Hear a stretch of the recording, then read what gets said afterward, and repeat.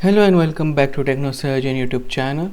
So, we had a rumor where Nvidia GeForce RTX 50 Super series was going to be delayed because of the shortage of 3GB GDDR7 memory. But in that video, I made that there is a shortage of 3GB memory, 3GB GDDR7 memory, which will be going into RTX 50 Super.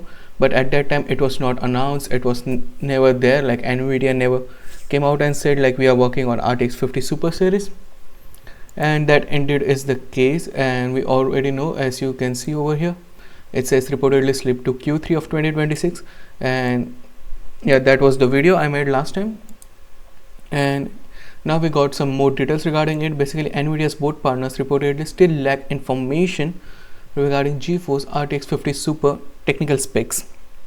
So this just confirms it that Nvidia is still it's an internal delay with Nvidia, where it has been pushed from Q1 to Q3, but this confirms it that it was never officially announced. And yeah, as you can see, there's two partners. However, Nvidia revealed to AIC yesterday that it has not cancelled the RTX 50 Super plan, but has simply postponed the release date of the RTX 50 Super to Q3 of 2026. The statement by Unico Hardware is incorrect.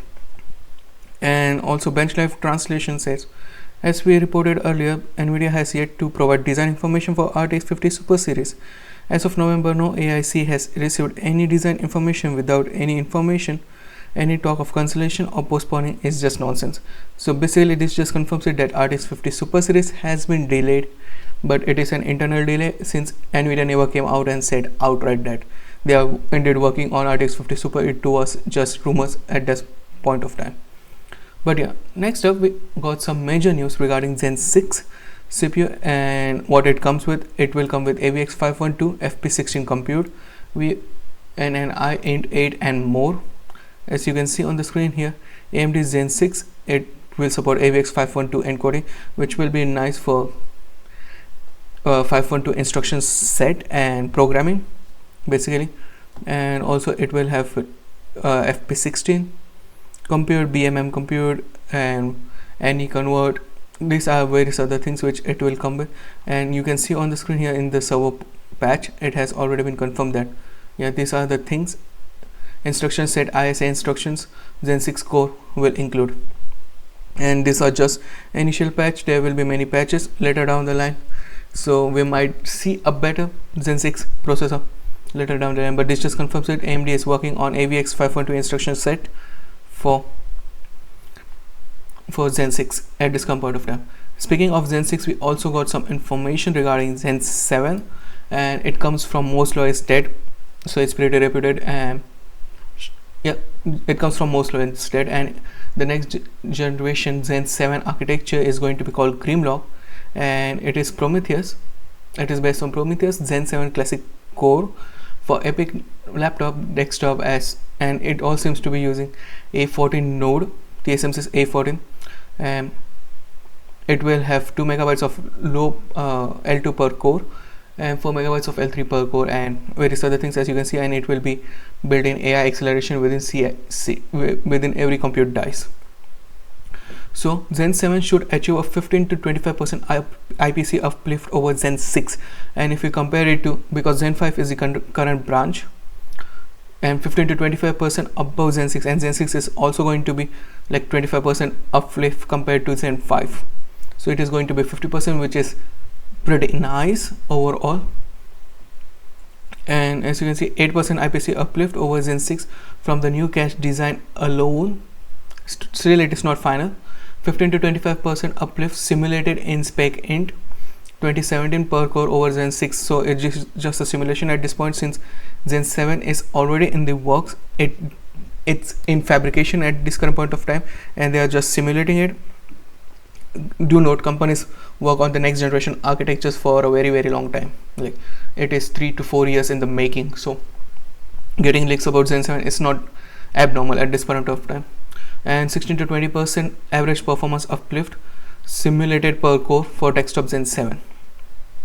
So there will be, like, obviously with Zen 6 we have laptop, desktop and server parts, so same goes with here. As you can see on the screen here, AMD source, one of the source told like Zen 7 will have a new ISA instruction to support quantization, format conversion, as well as optimization for parallel data preparation when interacting with ML accelerators, and also 4x improvement in FP8 and 2x in int8 per cycle. So it's pretty nice. And Epic Zen 7 is going to be 33 cores and 8 cores, 8 CCD, so 264 cores. Pretty increase, and it will come with obviously Vcache technology, and it will be L3D chiplet, which is different from Vcache. So speaking of Grimlock Ridge, which is based on desktop, which will be like desktop part, as it will come on AM5. Obviously it will be based on TSMC's A14 node. It is CCD and Olympic Ridge Zen 6 desktop IOD compatibility.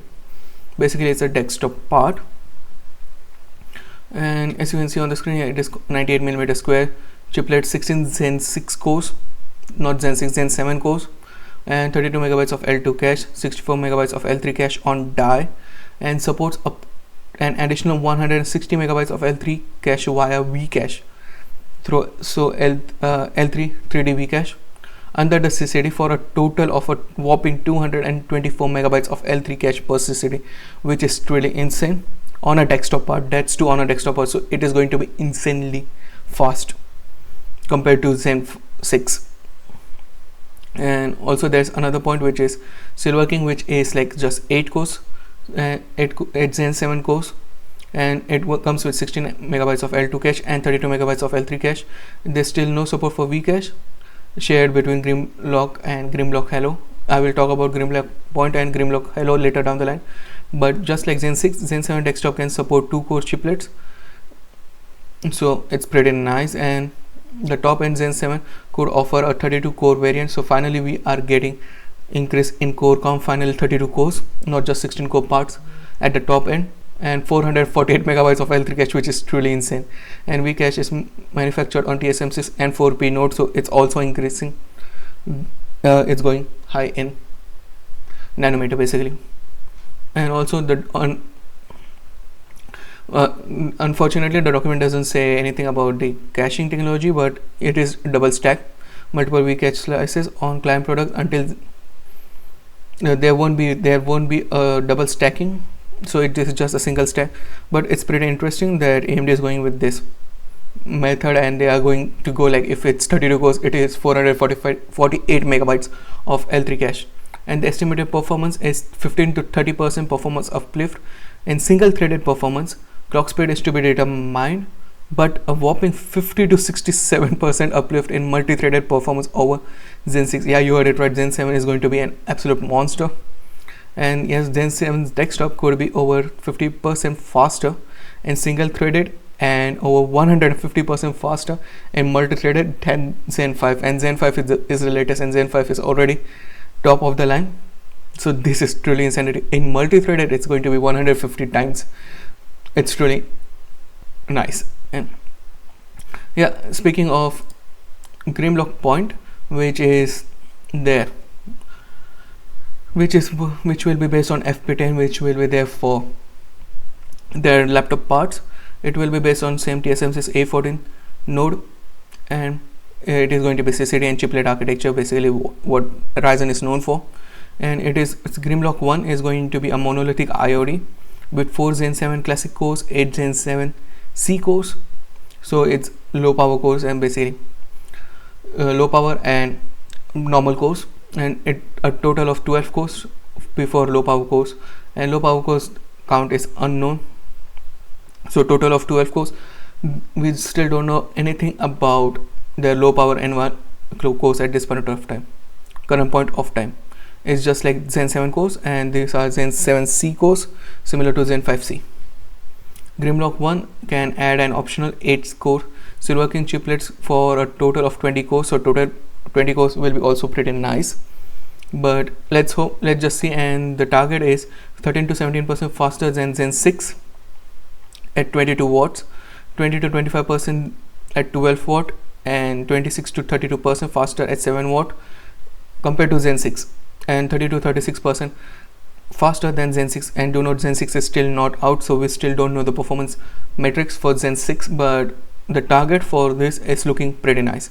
And unfortunately we still don't know anything about the integrated graphics that it will come with, but these are the 4 configuration AMD is working on Zen 7 at this current point of time. And there's another thing which is Grimlock Halo, which will be also based on FP12. And this is going to be similar to Strix Halo, which is their insanely powerful mobile APU, and it will be having a monolithic IOD similar to Strix Halo, and it will come with 8 Zen 7 classic cores, 12 Zen 7 C cores, total of 20 cores. Low power cores will be there, but we still don't know anything about it. And Grimlock Halo can add 2 optional 8 cores, 8 core variant to a whopping 36 core, which will also pretty insane.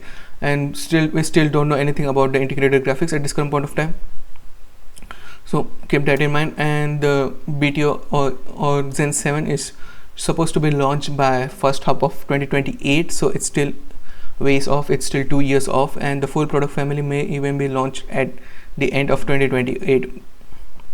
So these are just rumors leak about Zen 7, because since we didn't got Zen 6 at this current point of time, we can't say anything for sure, but these are leaks and it comes from Moore's Law is dead, so it's pretty reputed and we can talk about it, but the leaks is looking pretty insane. So yeah, that's it from me today. What do you think about the news? Sound of your thoughts in the comment section down below, and I'll meet you in the next one. Peace out.